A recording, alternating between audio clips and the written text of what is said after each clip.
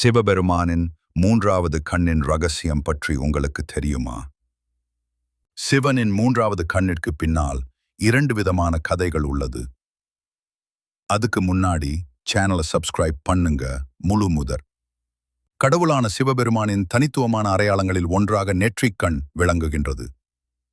ஒரு நாள் சிவபெருமானின் தவத்தில் இருந்தபோது அவரை எழுப்ப முடியவில்லை.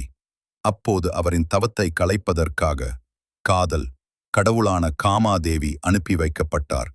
காமாதேவி அம்பு மூலமாக தாக்கியபோது சிவன் தனது நெற்றிக்கண்ணை திறந்து காமாதேவியை எரித்து சாம்பலாக்கினார்.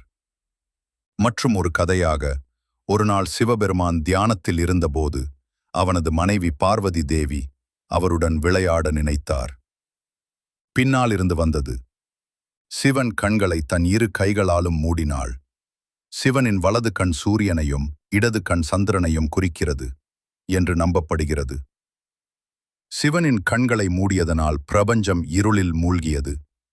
உடனே சிவபெருமான் தனது தெய்வீக சக்தியால் நெற்றியில் மூன்றாவது கண்ணை உருவாக்கினார். நெருப்பின் வெப்பத்தால் பார்வதியின் கைகளில் வியர்த்தது.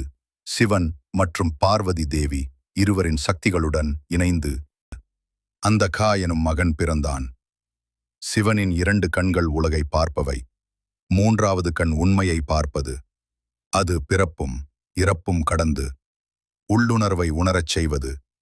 அரக்கர்களுக்கு அது வினையொளி, பக்தர்களுக்கு அது கதிரொளி.